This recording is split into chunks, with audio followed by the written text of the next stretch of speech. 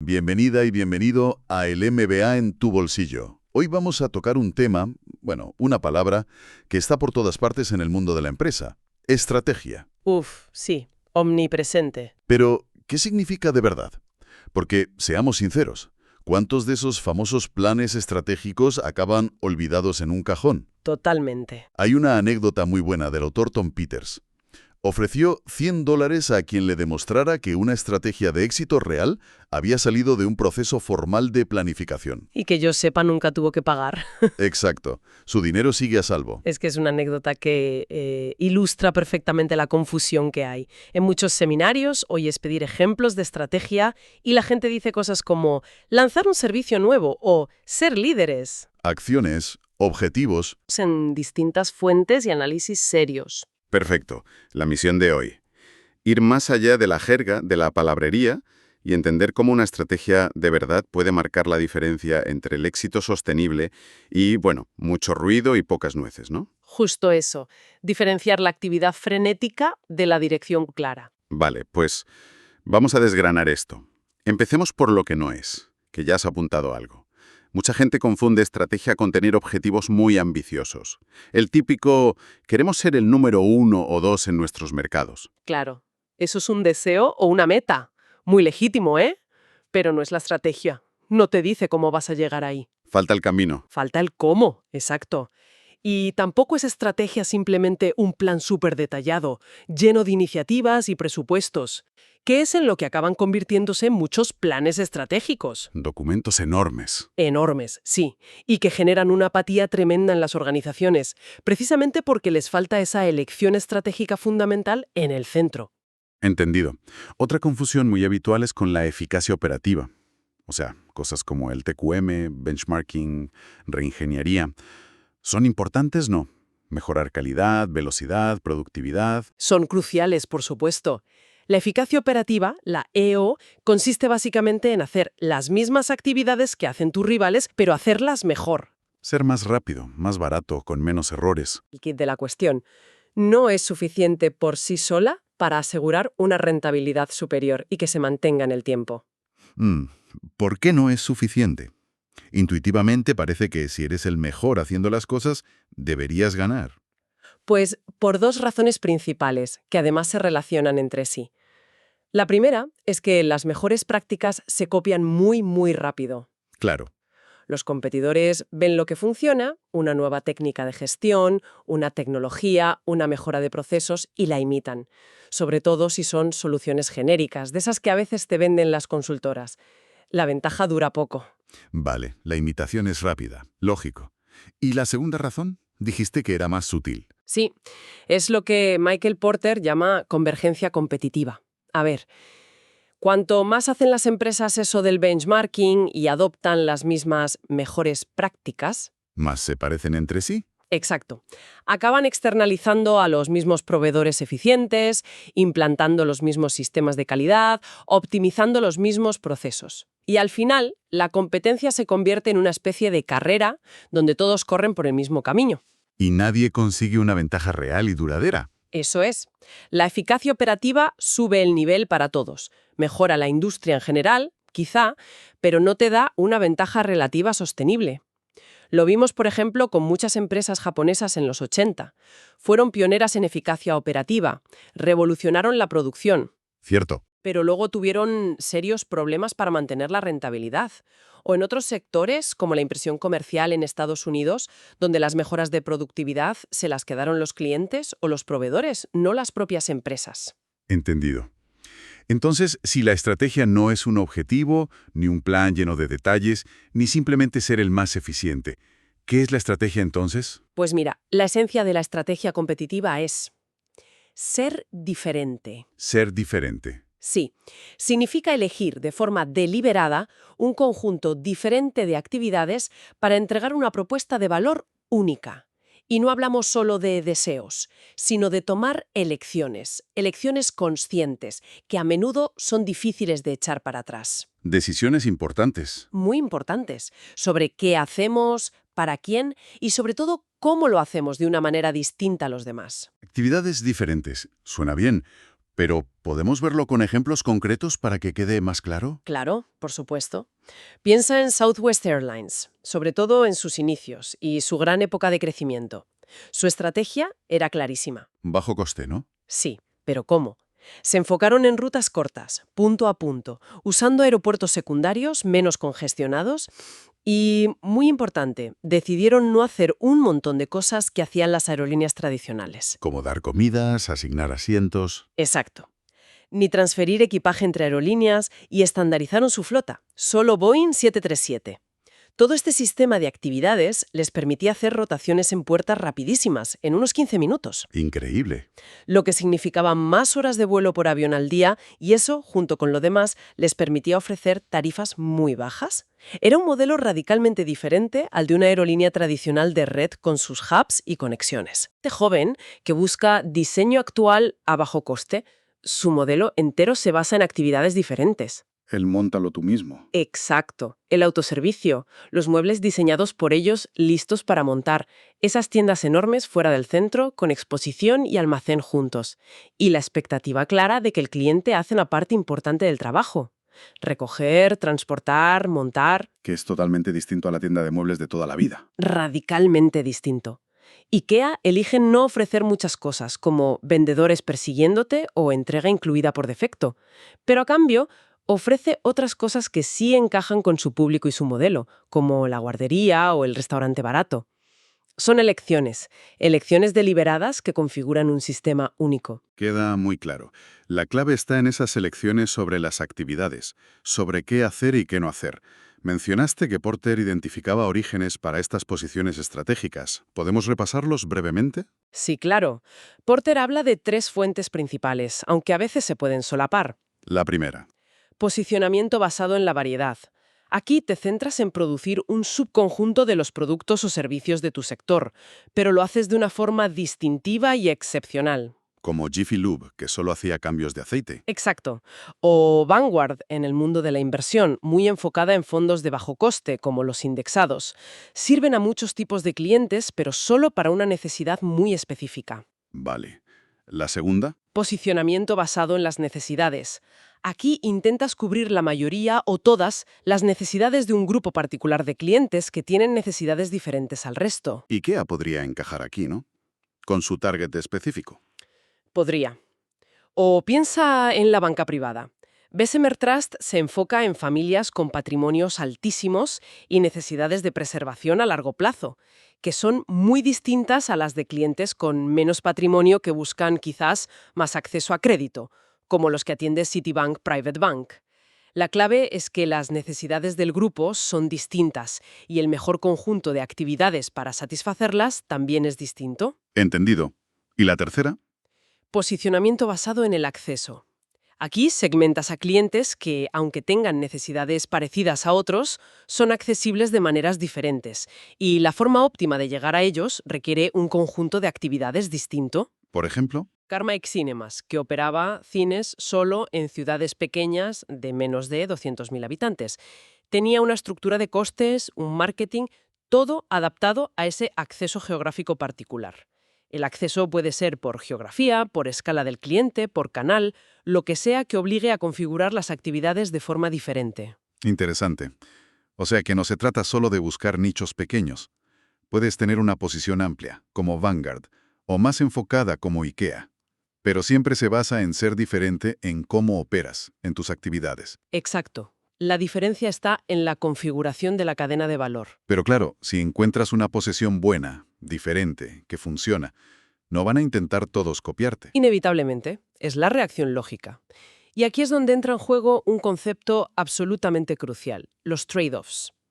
Los compromisos, las renuncias. Trade-offs. Suena a tener que elegir. Totalmente. Una posición estratégica solo es sostenible a largo plazo si implica tomar decisiones difíciles, si implica renuncias. Un trade-off significa que para conseguir más de una cosa buena, por ejemplo, un coste muy bajo, tienes que aceptar tener menos de otra cosa buena, por ejemplo, un servicio muy personalizado o mucha variedad. Son incompatibilidades. Como lo que le pasó a Continental Airlines cuando intentó lanzar Continental Light para imitar a Southwest. Exacto. Ese es el ejemplo clásico de straddling, de intentar estar en dos sitios a la vez. Intentar ser las dos cosas, bajo coste en unas rutas, servicio completo en otras. Y fracasó estrepitosamente. ¿Por qué? Porque ignoró los trade-offs. Es muy difícil o imposible ser eficiente siendo las dos cosas a la vez con los mismos recursos. Mismos aviones, mismo personal, mismos sistemas. Los trade-offs surgen por varias razones. ¿Cuáles son las principales? Pues mira, Porter señala 3 fuentes. Primero, inconsistencias en la imagen o la reputación. Una marca conocida por un tipo de valor, digamos lujo, pierde credibilidad si intenta ofrecer algo inconsistente, como precios bajísimos. Confunde al cliente. Lógico. Segundo, inflexibilidades en las propias actividades. Diferentes posiciones estratégicas requieren configuraciones distintas, equipos diferentes, habilidades distintas en el personal, sistemas de información distintos. IKEA, por ejemplo, está configurada para el hazlo tú mismo. No puede fácilmente y sin grandes costes satisfacer a clientes que exigen un servicio de guante blanco. Claro, toda su estructura está pensada para lo otro. El mundo en la empresa sepa cuáles son las prioridades. Intentar ser todo para todos crea confusión, mensajes contradictorios, dificulta la toma de decisiones del día a día. Entendido. Pero a menudo, en el mundo de la gestión se oye que el objetivo es eliminar los trade-offs, que son como un signo de ineficiencia. Esa idea viene mucho del ámbito de la mejora de la eficacia operativa. Y es verdad que a veces la mejora de procesos elimina falsos trade-offs, dilemas que existían solo porque éramos ineficientes. Por ejemplo, antes se pensaba que no se podía tener a la vez alta calidad y bajo coste. Y se demostró que sí se podía. Exacto, mejorando los procesos. Pero una vez que operas en la frontera de la eficiencia, donde están las empresas bien gestionadas, los trade-offs estratégicos son muy reales y de hecho necesarios. Elegir qué no hacer es tan importante estratégicamente como elegir qué hacer. ¿Protegen la posición? Protegen contra la imitación, porque un competidor que intente copiarte sin hacer las mismas renuncias tendrá problemas. Y obligan a la empresa a ser clara y coherente. Sin trade-offs claros, volvemos a la casilla de salida. La convergencia competitiva, la carrera donde nadie gana de forma sostenible. Vale, me queda claro. No basta con elegir ser diferente y aceptar las renuncias que eso implica. Has mencionado también antes la importancia de cómo encajan todas esas actividades elegidas. Correcto. Ese es el concepto de fit, de encaje, de coherencia interna. La estrategia no son solo las piezas del puzzle, las actividades, sino cómo encajan entre sí, cómo se conectan y se refuerzan mutuamente. Mientras que la eficacia operativa se centra más en optimizar cada pieza por separado. Exacto. La EO busca la excelencia en tareas individuales o funciones. La estrategia busca la coherencia del sistema completo. Volviendo a Southwest, que nos sirve bien de ejemplo. Su rapidísima rotación en puerta no dependía solo de una cosa, como tener personal bien pagado. Para nada. Era crucial la combinación de otras actividades. El no dar comidas, el no asignar asientos, el no transferir equipajes, el usar aeropuertos menos congestionados, la flota estandarizada. Todo encajaba. Se reforzaban unas a otras. Si una actividad hacía más valiosa o más eficiente a otra. El sistema completo es la ventaja, no una competencia clave aislada. Porter, de hecho, habla de distintos niveles de fit o encaje. ¿Cuáles son? Habla de 3 niveles. El primero es la consistencia simple. Simplemente que cada actividad que haces esté alineada con tu propuesta de valor general. Por ejemplo, Vanguard y su estrategia de bajo coste. Se ve en cómo gestionan las carteras, en su distribución directa sin intermediarios, en su poca publicidad, hasta en los bonus ligados al ahorro de costes. Esto asegura que las ventajas se sumen y facilita la comunicación. Lógico. El segundo nivel, Es cuando las actividades se refuerzan mutuamente. El valor o el coste de una actividad se ve afectado positivamente por cómo se realizan otras. Por ejemplo, Neutrogena. Su marketing dirigido a hoteles de lujo reforzaba su imagen médica que usaban para vender en farmacias, y viceversa. O Vic, su enorme fuerza de ventas para colocar producto en el punto de venta, más la publicidad masiva, más los cambios de packaging frecuentes, todo junto genera una compra por impulso mucho mayor que la suma de las partes. entiendo. El todo es más que la suma de las partes. Eso es. Y el tercer nivel es la optimización del esfuerzo. Aquí ya hablamos de coordinación muy fina entre actividades para eliminar redundancias y minimizar el esfuerzo desperdiciado. Por ejemplo, The Gap, con su sistema de reposición casi diario desde almacenes centrales, minimizaba el inventario en tienda, lo que a su vez permitía cambiar de modelos muy rápido. Puede incluir cosas como diseñar productos para que no necesiten servicio postventa o coordinarse mucho con proveedores o canales. Vale. Y supongo que cuanto más complejo y entrelazado es este sistema de actividades, este FIT, más difícil es que te copien. Precisamente, imitar un sistema entero donde muchas piezas encajan y se refuerzan es muchísimo más complicado que copiar una tecnología concreta o una táctica de marketing aislada.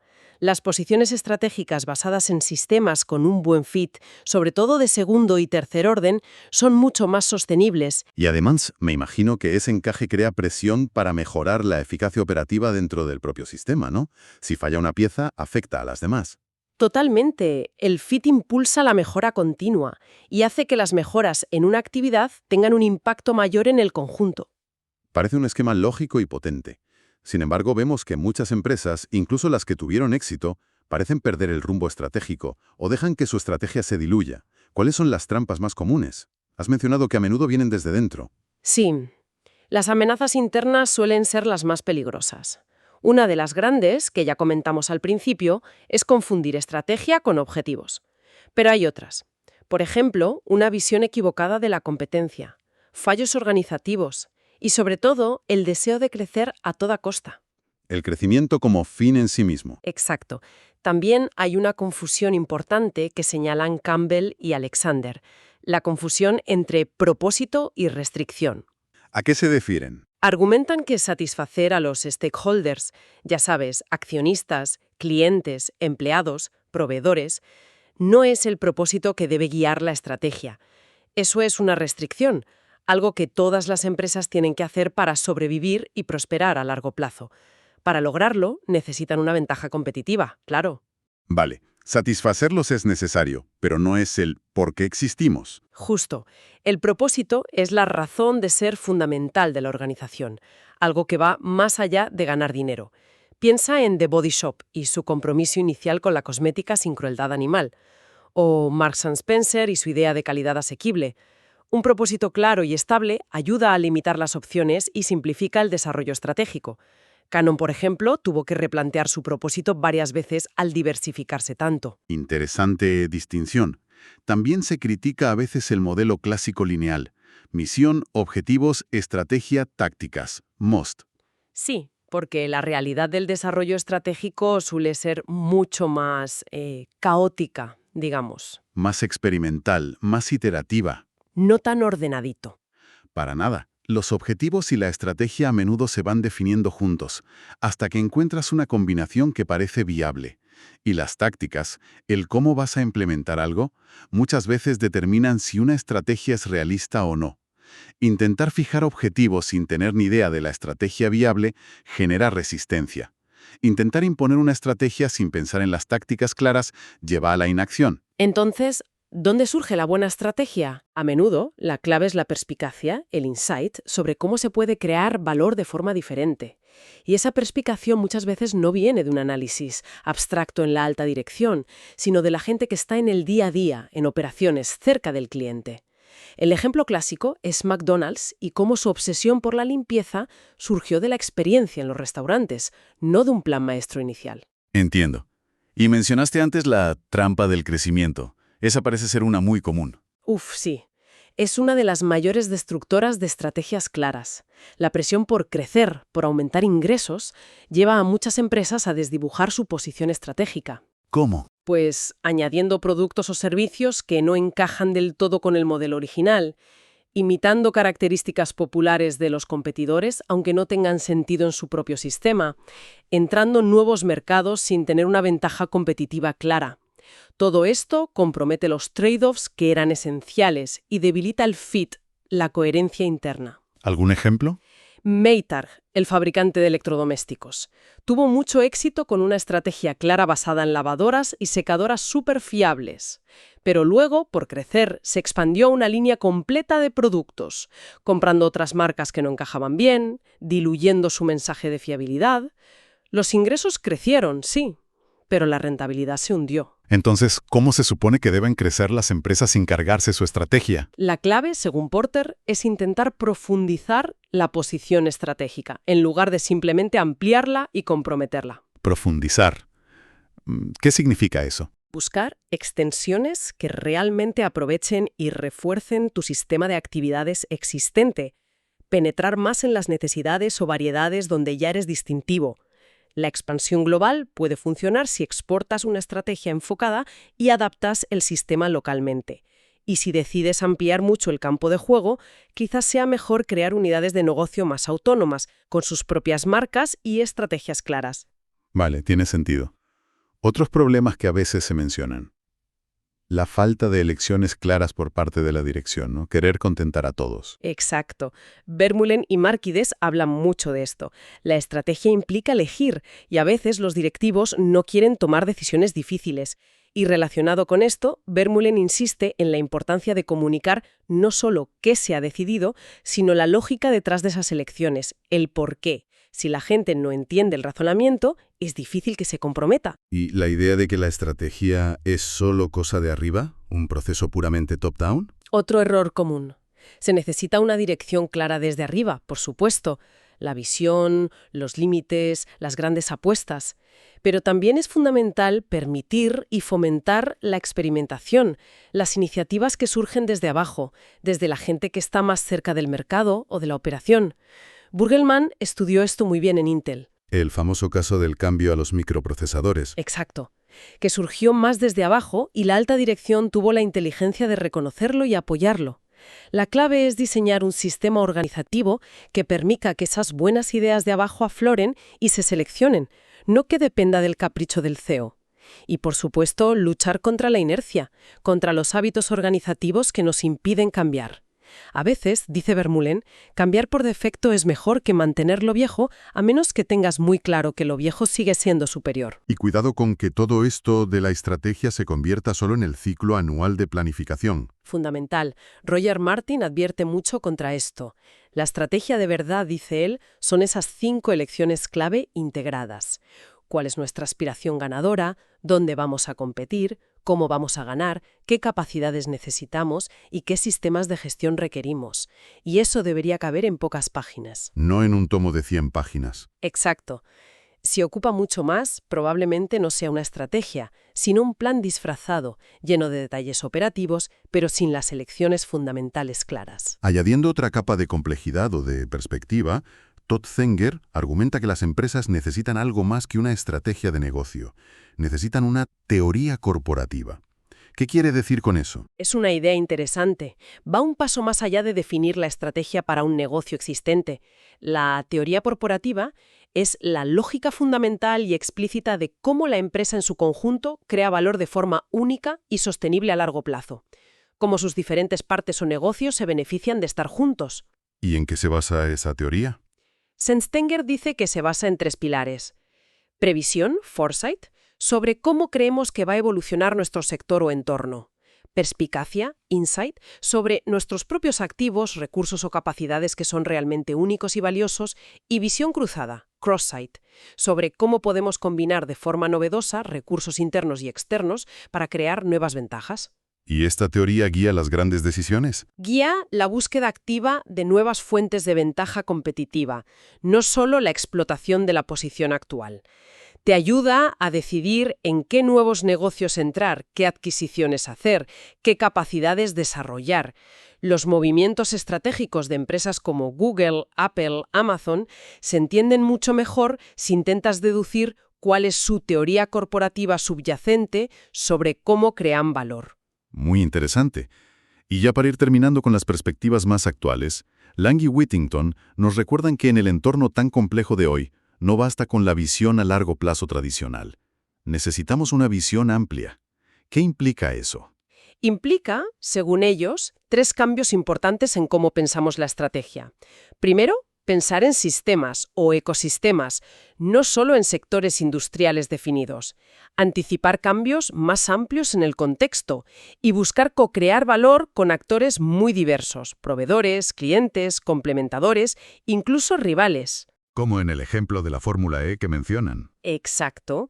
Segundo, usar escenarios, es decir, explorar múltiples futuros plausibles en lugar de basarse en un único pronóstico lineal.